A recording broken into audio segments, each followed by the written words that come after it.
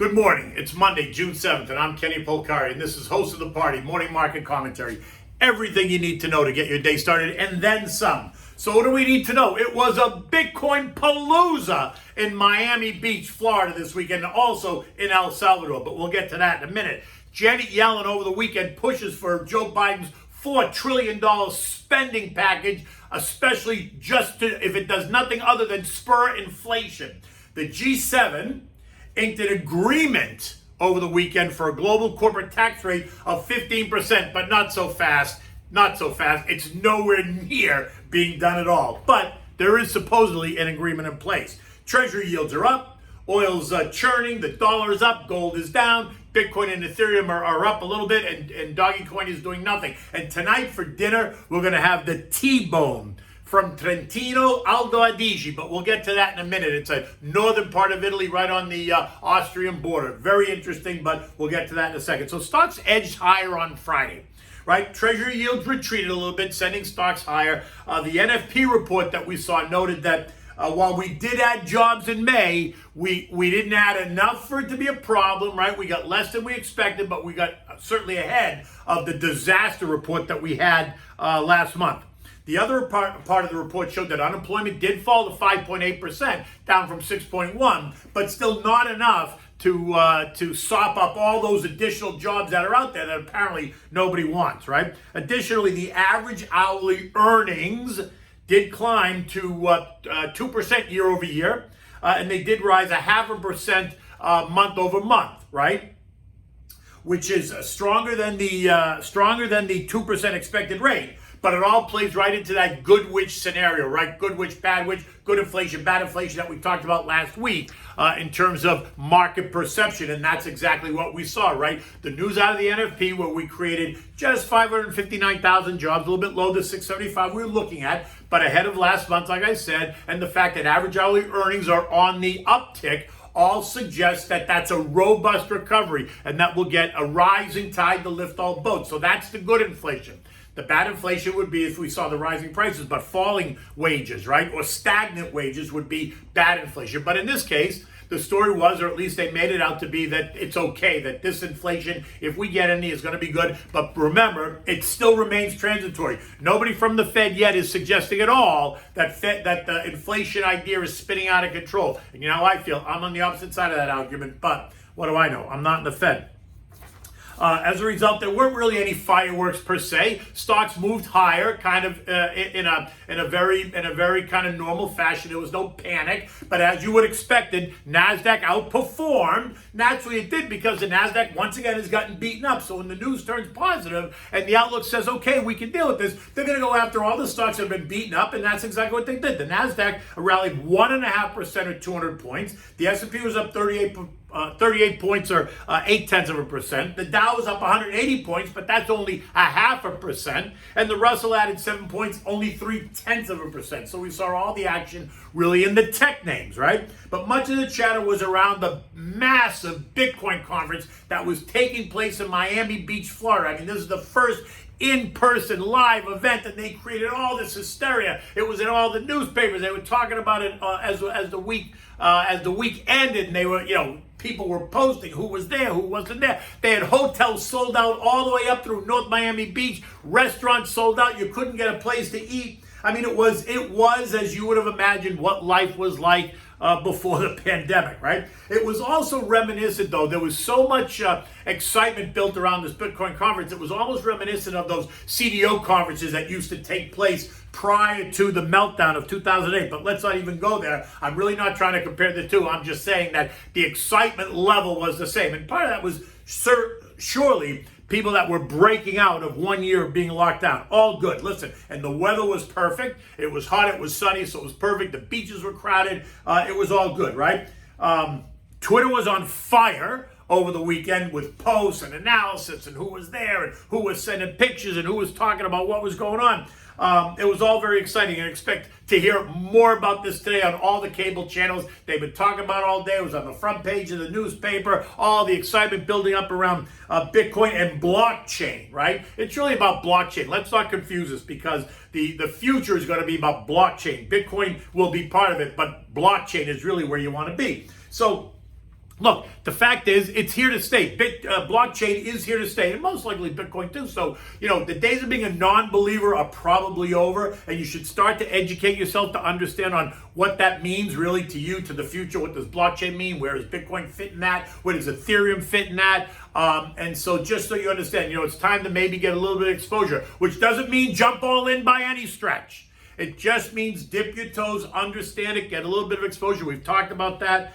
Educate yourself, right? And in a side note, as if that wasn't enough, by video conference, you had the president of El Salvador. That's right.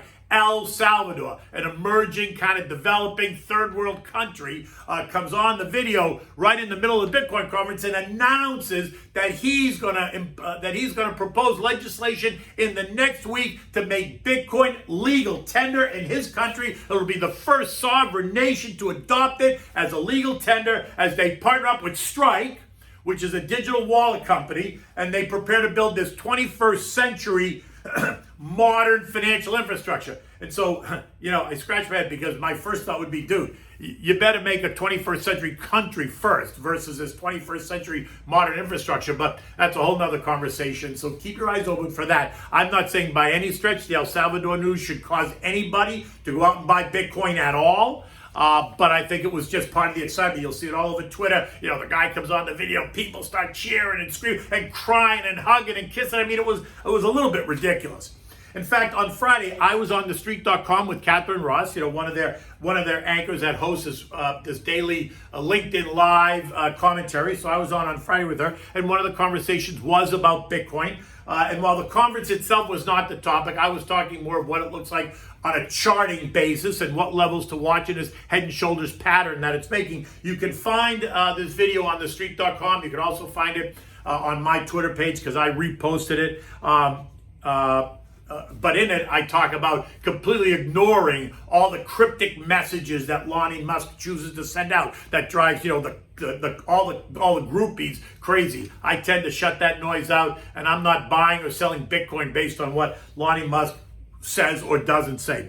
And over the weekend, Bitcoin was a bit volatile, but more so not because of the conviction or any movement on the conference, but much more on China. China once again came out negative, putting pressure on Weibo and on Bitcoin, causing some angst, as well as our friends at Goldman Sachs making some negative commentary on it as well, suggesting that there's little adoption by anybody who's really important. So kind of throwing cold water on the whole Bitcoin thing, but you have to assume that they're talking their book from one position or another. This morning, markets and investors are reacting to the news over the weekend that the G7, in fact, inked this agreement to supposedly impose a global minimum 15% tax rate on corporate profits for all these big global multinational companies as a way for countries to tax profits of the of these big companies, right? Companies like Apple and Facebook and Google, wherever, those all happen to be U.S. companies, but all international companies. And while it sounds good, the road to implementation is going to be full of rocks and puddles. So don't anybody go buying or selling your Apple or Facebook based on this news we got over the weekend. Is it good they're talking about it? Yes. They're going to be talking about it for a long time? Yes. Don't forget, there's all individual countries. We just can't say to everybody, okay, 50% tax rate. That's baloney. And even in this country, it may be hard because there's a split right down in the Congress. So it may be hard even in this country to get that passed. So that's going to be a conversation that goes on and on and on. So don't expect anything to happen with that 15% minimum tax anytime soon, right? It's like I said, so I would not react to that headline in terms of, do I buy my Apple? Do I sell Apple? Do I sell Google? Absolutely not. U.S. futures were a bit lower earlier this morning when I wrote this note. They have since turned a little bit. Dow futures are now up small, about 20 points. S&Ps are up 3. The Nasdaq's still off 5, and the Russell's down, I think, just a point, right? It's all about the inflation story today. Janet Yellen's comments yesterday from the G7 meeting talking about how Joe Biden should, in fact, push through his $4 trillion package, whether he gets GOP support or not, because that will help spur inflation and, in fact, normalize rates. And what she says is we need to get back to more normal rates. And that's the most we've heard about her pushing for, in fact, a conversation about with tapering, right, withdrawing support, but also really looking to gain an edge and move rates back up to what's considered a normal rate. Now, look, If rates do move up, there's going to be this natural reaction in stocks. The markets will adjust. It's a math equation. That's it. Because valuations in a zero rate environment are very different from valuations in a 3 or 4% interest rate environment, right? And so therefore, if they talk about it enough, if they jawbone it, if they prepare the markets enough that they're going to hint about talking about maybe, and then they ultimately do, ultimately what they're hoping is that the markets won't have a violent, swift reaction. But that's as long as investors buy that and assume that maybe rates are going to 2%, and that's okay. But if investors think that they're behind the eight ball and inflation's really ahead of itself and they're losing control and rates could spike to 6 or 8 or 10%, then the move in stocks will be very, very different, be much more violent. And I'm not suggesting that's happening at all, but what I'm suggesting is that there's two parts of the story, right? If you buy into it and you think that normalized rates are right, you think that that rate is 2 to 3%, and then you're going to, the markets will adjust. But if you're in the other camp and you think that they're behind the eight ball, then the reaction could be very different. One way or the other. The conversation this week is going to be all about the CPI report on Thursday, right? There is other macro data this week, but none of it as important as the CPI, the Consumer Price Index, which speaks directly to inflation. And the expectations are for it to be up. Year over year, expected to be plus 4.7%. Ex-food and energy up 3.4%. Average hourly earnings are also due, and the jury is still out on what that result will be. Last month, we saw real average hourly earnings fall by 3.7%, which was a negative, which brings up that whole bad inflation story, right? Wages fall, yet prices are rising, and that's the Wicked Witch of the West scenario in terms of inflation. And so therefore, all eyes are going to be patient, wait for Thursday's data this week, and then really the FOMC meeting next, the 15th and 16th, which is next Tuesday and Wednesday, to talk about what happens with what the Fed is thinking. And look, the rumor is that they're going to hint about thinking, about talking, about the tapering after this meeting, right, on the 16th. That seems to be the rumor, but they want to make it very clear. And they've made it very clear that, but this is only hinting about thinking, that they're absolutely not ready to start the tapering at all, and they're not even ready to start the formal discussion. They're going to hint at maybe thinking about talking about it. So they're trying to make it very clear. And there comes the more jawboning, right? Trying to get the markets ready for it, but not really prepared for any move yet. Don't anybody panic, blah, blah, blah, blah, blah. 10-year treasuries this morning are currently yielding 1.57%. The dollar's trading just north of 90. Gold's down another $5 at 1886. And oil is digesting its most recent move last week, but still trading at $69.22 a barrel. So we're still up and above $69, headed towards 70 as we move into 4th of July weekend. European markets are churning around the flat line. There's no economic data across the region there today. So the chatter's about the G7 corporate tax and about U.S. inflationary data potentially and what the Fed may or may not do. Like I said, Bitcoin's up 1% at 36,000. Ethereum's up 3% at 2,800, while Dogecoin is just unchanged at 37 cents. The S&P closed at 42.29 on Friday, going back up and through 4,200.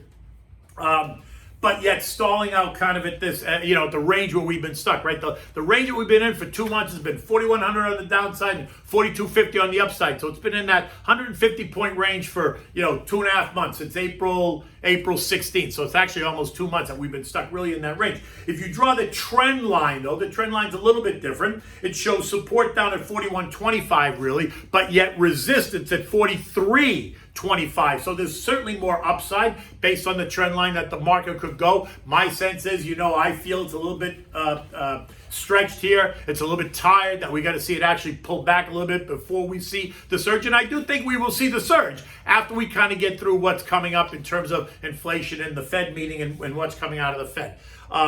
So the CPI and the FOMC are going to be the drivers, this week for sure. You know what you can do? You can text the word invest to 21,000 to get my digital business card, download it, reach out, send me a text message, send me an email, give me a buzz. I'm happy to talk about markets. I'm happy to talk about whatever you want. It's simple to do. You can also follow me on Twitter at Kenny Polcari. So what's for dinner tonight? So we're going to make this sliced T-bone with mushrooms and onions. You could eliminate the mushrooms if you don't like them, but this is really great with mushrooms and onions. But this dish hails from the north of Italy, right?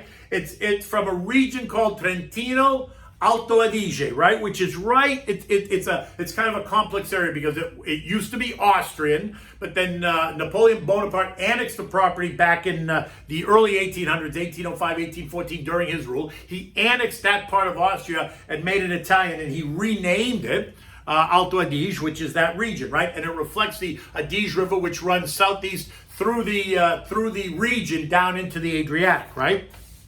The people there speak Italian, yes, but they also speak this Austro-Bavarian dialect, right, of Italian that uses some of the German tongue. So the language is different. It's Italian, but it's got a little bit of a hint of German in it, so it is a little bit different. As a result, they appreciate foods that have that Hungarian, Austrian kind of influence. This is not about tomatoes and Parmigiana and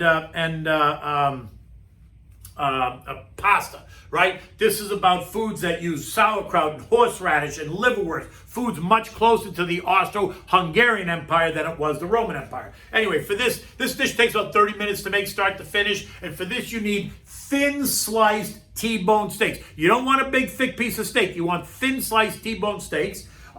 You need butter, you need garlic, you need white wine, you know me, Pinot Grigio Santa Margherita is always my favorite. You need onions, you need mushrooms if you're going to use them, you need flour. I also use a little bit of oregano, but you can decide if you want the oregano or not, right? And then you also need salt and pepper, naturally, right? Start by slicing the onions and mushrooms if you're going to use them, and the garlic, and put them all in a big skillet large enough to accommodate the T-bone steaks as well, the thin sliced steaks. But saute the garlic, the onions, and the mushrooms in butter and oil. Leave them on medium high. You know what to do. You want to saute them until they get translucent, until they cook a little bit, right? So maybe it's 10 minutes, 8 to 10 minutes, sit there, stir them. Be careful not to burn. You know, if you need to adjust your heat, do it. But when you think it's ready, when everything is kind of sauteed nicely, now you want to add the steaks. So you're going to take the T-bone steaks. Here's what you're going to have done. You're going to season them with salt and pepper, and then you're going to dredge them in the flour, shake off any excess of flour, and then you're going to put them right in the pan with the onions and the mushrooms, right? You're going to turn the heat up really high, put them right in the pan, let them sizzle a little bit, and cook for 3 minutes or so. Remember, they're only thin, so they're going to cook quickly. Put them 3 minutes. Then you're going to flip them over. When you flip them over, that's when you're going to add the white wine. Maybe it's a half a cup, right, of the Pinot Grigio Santa Margherita. You want to put it in there.